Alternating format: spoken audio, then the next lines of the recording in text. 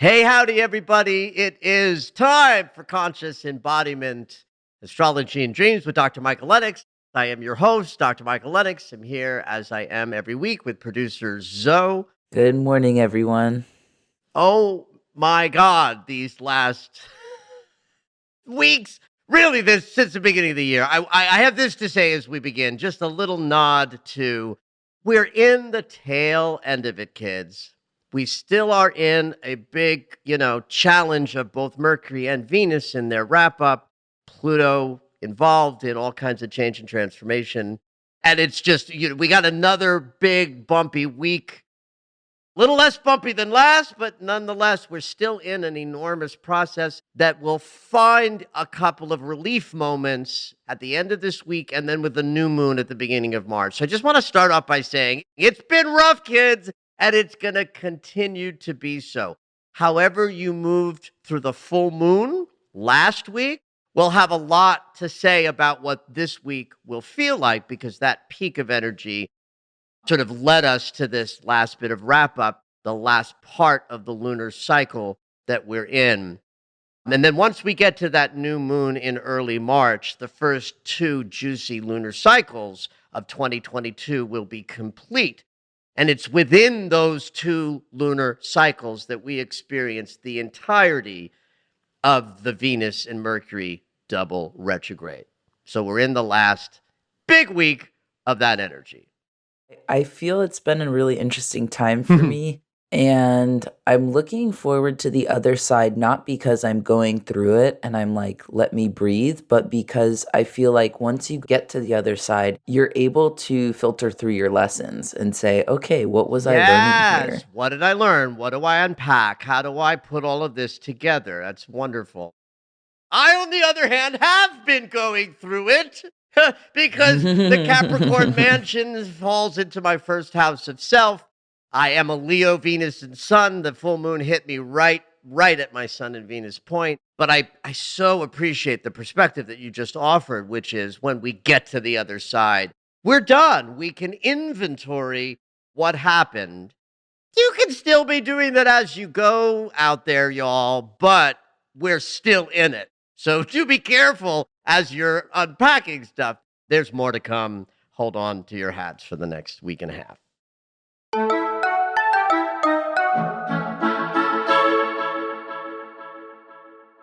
So I talked a little bit about Pluto last week, and I wanted to bring it up again because this is actually the week where the Pluto return of the United States peaks and Pluto trined the north node of the moon.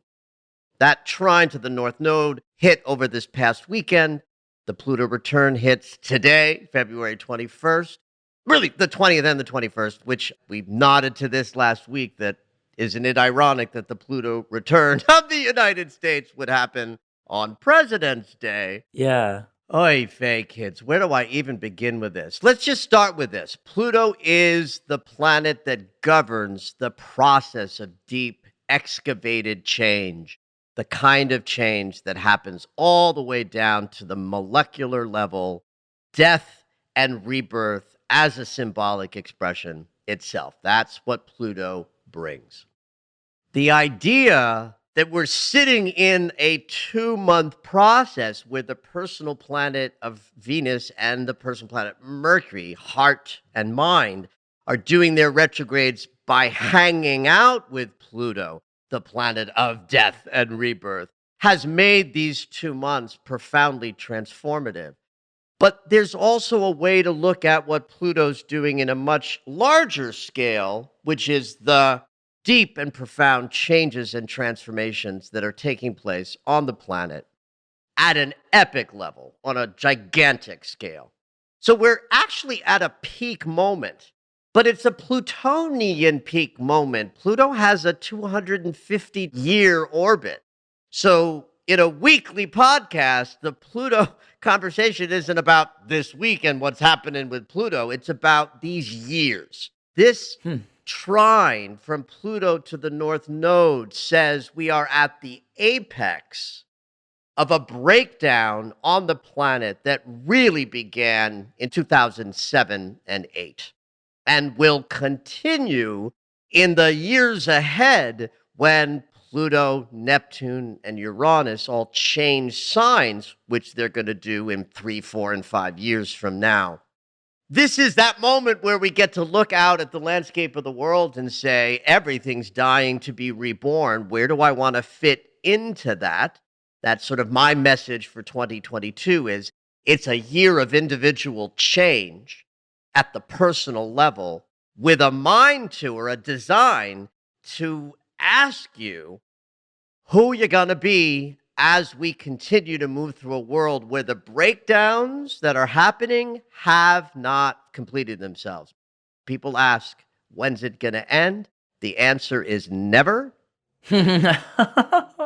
I personally think we haven't seen the most difficult stuff that the landscape is going to offer us over the next, say, decade. But we're here. We're in it for the long haul, right? And if you're listening to this podcast, kids, you are interested in how you're going to allow personal change and transformation to help and assist you move forward in what the collective is doing over the next decade in a manner that gives you both a beautiful, yummy, passionate life as an individual, but allows you to feel like you're connecting into the larger picture in a way that is supportive and of service.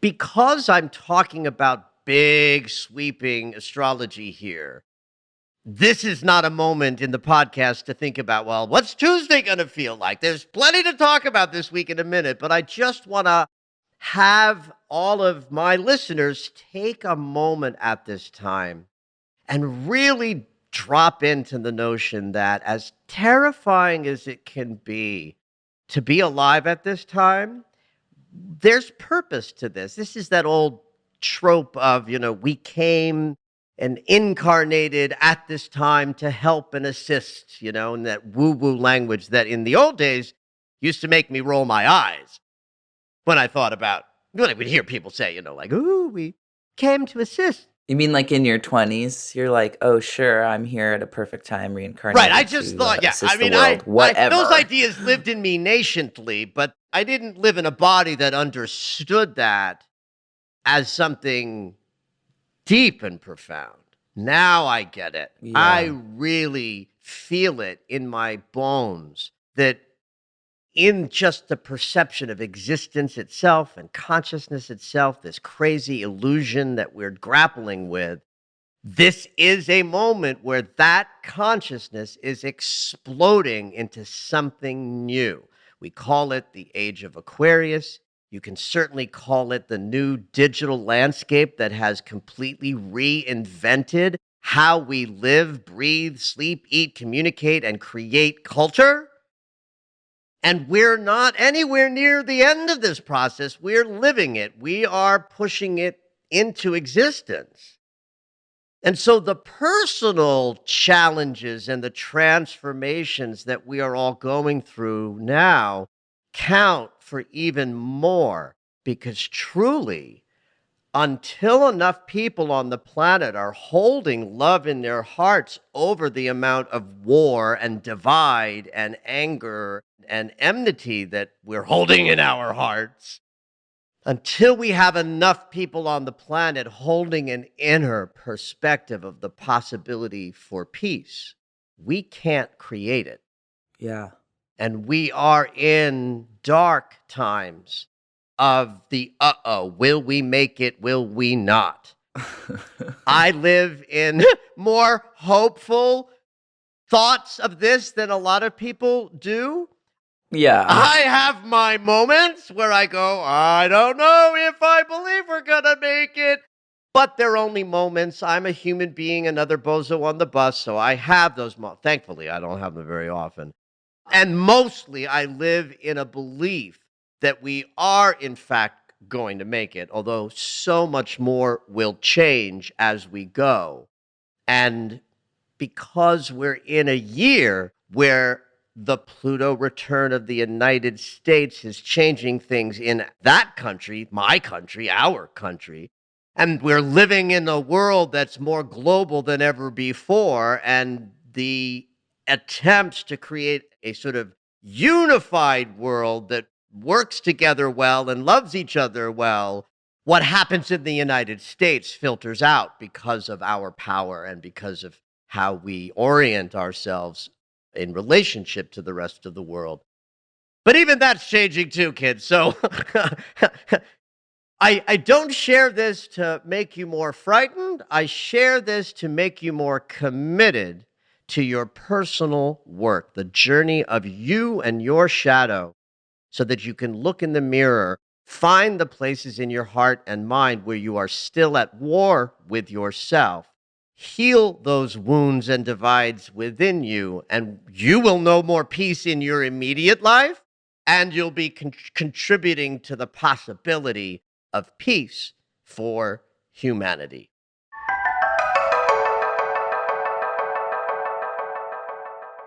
So, indeed, we are in the final chapter of both Mercury and Venus wrapping up their retrograde. We start the week out with both of them in this period that we call the direct shadow. It's the direct shadow because the planet is now moving direct. It's a shadow because it's not the retrograde backward moving portion of the cycle. It's the shadow of that, the wrap up of that. So, where Venus and Mercury are now, they've both been two other times. This can be deceiving, right? Because you can feel like we're not in process anymore once those planets turned around and went direct, because it changes the dynamic, the energetic of the intensity of when a planet, and in this case, two planets, personal planets, moving backwards. It can be like, huzzah, we're done. We got through that. But the wrap up can be just as clunky and bumpy, especially when it's two planets representing both our emotional body and our thinking and communicating. There's a lot to keep integrating. Like, it's just complex and deep and not simple at all. And most importantly, very individual, person to person. So, as somebody who tries Mhm. to come up with language that everybody can identify with, the language I say here is, your story is not going to be like her, his, their story. Can't be. It's all very personal and individual.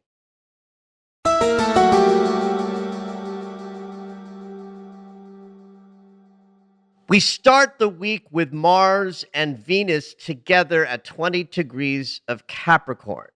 If you remember, Mars and Venus gathered last week on the 14th. That was the moment when the planet that rules our embodiment, our choices, the actions we perform, the decisions we make, has now caught fully up to our heart center, our emotional body, that's moving forward, but still figuring things out as we go. We're not done with the potential for emotional confusion, deep feelings that you haven't figured out yet, or circumstances where you don't know what the felt sense is of other people that you're in negotiations with, especially in intimacy. And there's so much movement in this week because of what Mercury is doing, what Mars and Venus are doing. Certainly, it's a week of putting stuff together with felt experiences and choices, because the planet of action and the planet of the emotional body are hanging out all week long. What happens on Wednesday and Thursday of this week, though, is kind of rich and juicy, and it's the sort of peak of the week ahead. where there might be some profound conversations, turns in the road, or healing experiences. So let's break some of that down.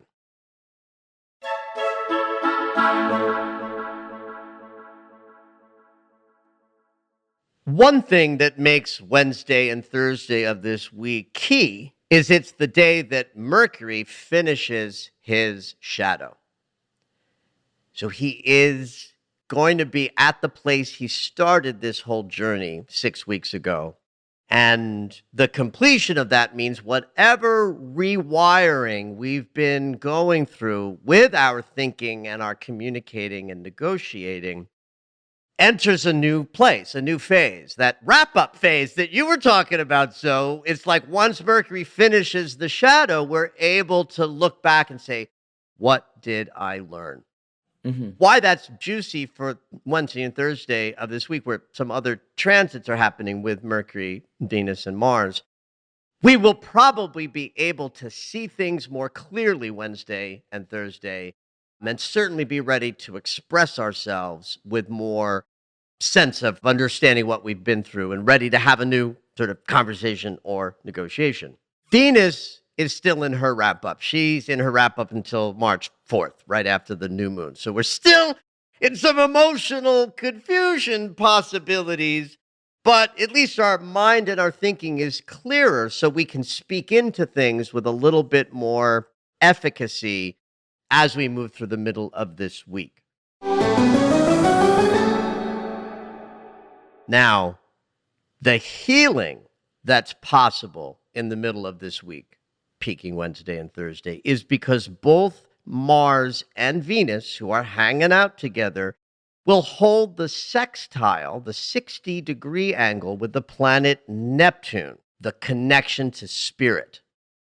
60 degrees means we got to put some effort in. If you just sit on your couch all week eating bonbons, it might be a nice week for you, but you won't benefit from the opportunity to step forward and allow a healing experience to take place. Mars and Mhm. Neptune in a sextile means that we can make choices that are more governed by what our higher self would desire. Our spiritual center enters our choice making ability through healing experiences. Venus, of course, and Neptune are all about the two octaves of love. The love in our hearts as a human being having personal relationships is Venus, and Neptune is the love of all, the love of the divine, the love of the collective, the love of humanity. And so this potential for healing this week impacts both the deepest desires that we have in our hearts, because Venus has been down there excavating things, allowing us to come more in touch with what our deepest desires are. And I know for myself and some other people I know in my life, some of those desires are pretty terrifying, especially if intimacy is frightening for you or me or one. Mercury is also going to sextile Chiron this week, which means our communication can enter the healing process. And because he's done with his shadow, we have clarity of thought, clarity of mind as we move through this week, especially on Thursday. Now, Mercury will sextile Chiron and 24 hours later square Uranus. One is a very healing conversation that allows new information to come into your voice so that you can right some wrongs or investigate something more powerfully from a healed place. But Mercury squaring Uranus is pure wild card. Anything can happen and probably will. The kind of reversal, unexpected pivots that Uranus can bring will be part of the conversations you have this week, kids.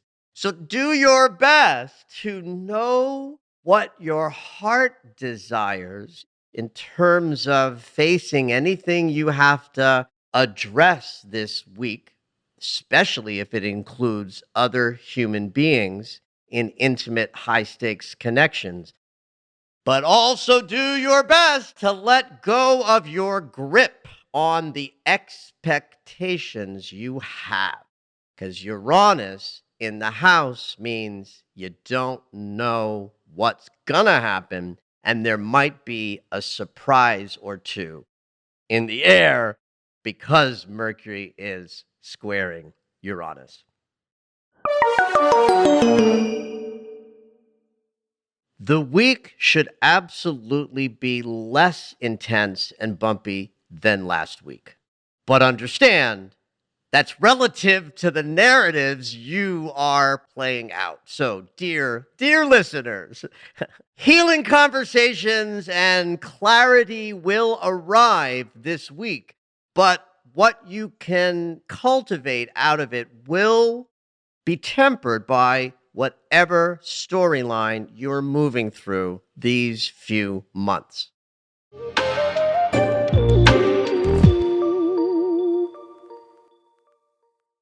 So if you're in something high stakes and difficult, you can expect some movement in that. But again, watch your expectations because Uranus will throw in the wild card and the curveball.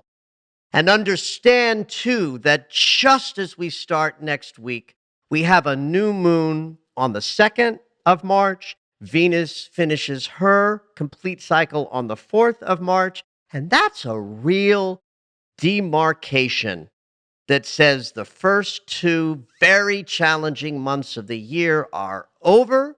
We have been through a process, and we can use that new moon in Pisces to dial into profoundly powerful intentions that we set to move forward, utilizing the Pisces mansion of love, forgiveness, connection to take what we've learned and begin to create a new chapter that is more loving, more clear about who you are and what you desire, and capable of moving forward to meet whatever the rest of this year is going to bring to us all. Have at it.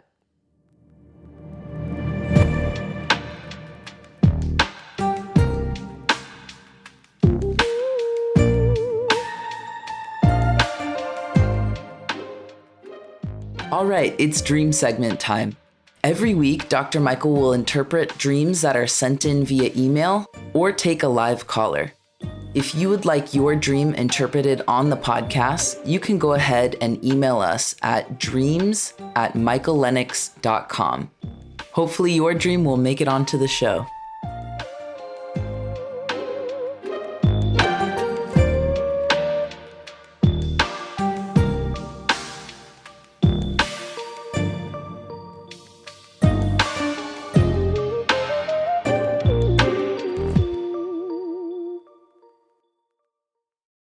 Do you ever feel like you're stuck in dream world? When you didn't hear from me this morning, I was like deep in an odyssey. And when I woke up, I was like, what is going on? Because the dream felt so real and vivid, like physically, mentally, emotionally. When I woke up, I was just confused about where I was. Wow. Well, and so we have to sort of break the fourth wall here for our listeners. We had an important meeting before Oh, yes. with one of our producing potential partners. You slept through that. I was worried, so. Yeah, I'm so sorry. You never miss anything. You're a little like me. You're on time every time. And it's like remember I was late that one day for a master class, and we have a student who was like, I think he might be dead. Yeah, everyone was worried. Well, I feel that way about you. So another fourth wall breaking I'm going to do here is that we're actually recording this podcast during a full moon, during the Leo full moon. And that's important to nod to if we're going to talk about your dream experience this morning, because they're not separate. Interesting. So in a full moon, we are dealing with the most visible that the unconscious mind can be to us. The archetype of the moon represents the unconscious mind. The sun and the moon in opposition has our conscious awareness light shining directly on the arbiter of our unconscious mind, which means in a full moon, we can see more into the unconscious than at any other time. And this is partly why it's archetypally directed that we use a full moon to release things because we can see them.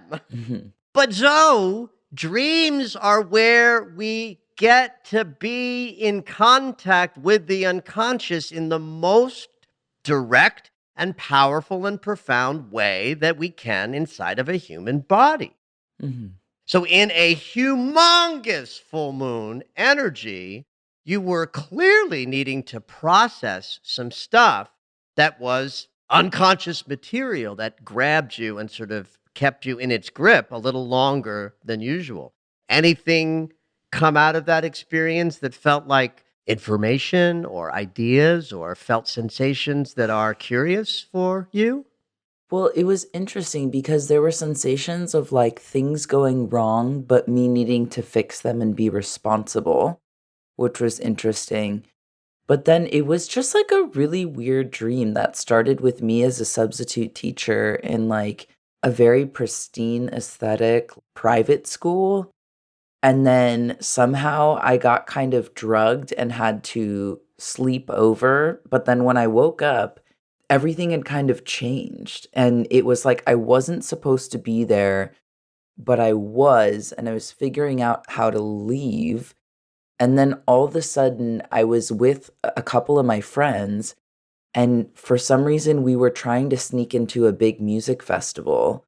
Again, we were like a place we weren't supposed to be. And my friend like made tickets for us and made, I don't know, fake bracelets. And so we like snuck in, but we were supposed to be hiding. But then we were on this long odyssey of trying to get to where we were going. I mean, we never got there by the time I woke up.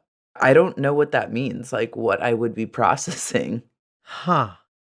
Well, you teach as I part do. of your expression in this world. You teach Mhm. music. So teaching in you is a part of who you are. Yeah. So substitute teacher, though, is not quite the real teacher of you.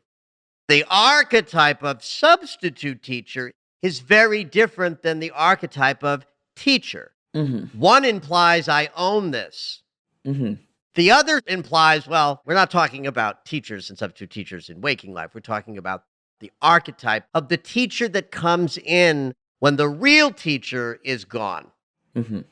So, would you say that you didn't feel like you belonged there? Was that one of the senses of that? Like, this Oh, isn't where I belong? oh, absolutely. Especially when I woke up, everything was fancy and rich and pristine.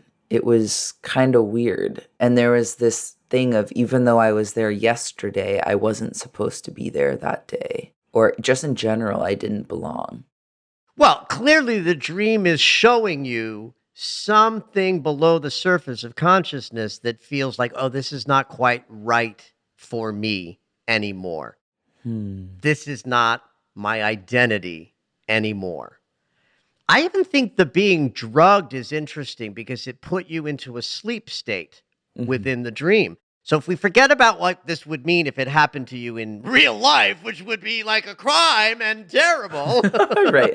But in the dream state, it's like, okay, I'm in consideration of an archetype of mine, the teacher, but this ain't right. It's a substitute. It's not the right place. I don't feel like I belong here. So I've got to go to a deeper level of my dream state. So you almost have like a dream within a dream. You get drugged and go to sleep within the dream.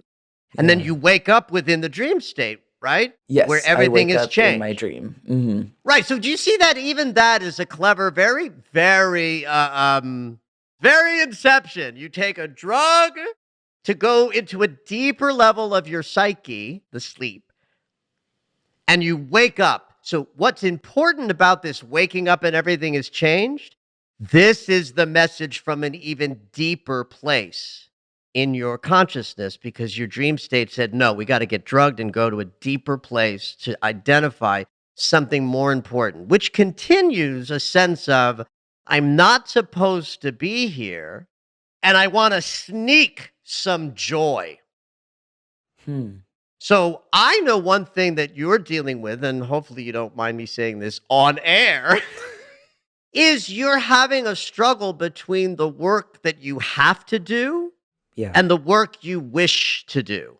Yeah, absolutely. And you're in an interesting transition. One of the transitions, dear listening audience, is Zoe is no longer my assistant. Yeah, I don't think we've announced that I in don't think this we have, way. but what a great time to announce it. That Yeah. as a result of an agreement that you and I always had, you are no longer doing any of the assisting work to run my business. You're just producing the podcast. Why? Because that brings you joy. And answering my emails and sending out Zoom links did not bring you joy. Yeah. Listen, a little shout out to Molly, my new assistant. She is awesome. I'm loving that fit. So, yay, yay, yay. But this second part of the dream, though, shows the importance of joy and the desire to create more of it. Yeah. And there's a felt sense you got to sneak it. Yeah, and like sneak in there and work so that I can keep it, like, Yes. and continue on that journey. Yes. Which, wow, that's really interesting. I don't know what that means. Well, let me say this, right? In your waking life, you advocate for that to the best of your ability. Right. You certainly did when you sat me down and said, "Okay, we're done with this relationship, Michael." And I was like, "What? I thought I had another year of you." Right? But our psyche knows better. Our psyche knows that there are places where we're still holding on to resistance, or in this case, a sense of I don't deserve to have a life that is filled and fueled by joy. So the dream brings you to a place where I can look at it and say, my felt sense of this, Zoe, is it's taking you to the place where in the deeper, deeper, deeper psyche, there's still a sense of undeserving around cultivating a life that's just filled with unbridled amounts of joy. And then the dream allows you to know that or be with that idea so that you can be more graceful and patient with the process of you unfolding your life so that you can create and are, in fact, creating a magnificent life filled with all the joy you could possibly muster. This is so me, what I've heard from you about my chart. There was something about how Pluto plays in my chart where things take time. And so for me, this rings that bell. Yeah. Wow. Wow. First of all, let's just wrap up and say this. I'm not sitting in front of your chart here, so I can't go back and look at what you're just referring to. But golly, you know that trope, what would you say to your younger self? Yeah. I would go back and slap my younger self and say, if you don't learn some fucking patience, you're going to be miserable until you're in your 40s and 50s where it gets so spectacular. You have no idea. But the impatience with the process is going to make your 20s and 30s miserable. So may that not be your story, Zoe, and may you move ever more powerfully towards an extraordinary life filled with joy. Yay. Thank you. Thank you for listening to Conscious Embodiment, Astrology and Dreams with Dr. Michael Lennox. You can find us on Apple Music, the iHeartRadio app, and anywhere you find your favorite shows. Head on over to michaellennox.com for information on astrology readings, the Daily Astro Alert subscription, upcoming classes, and to join the mailing list.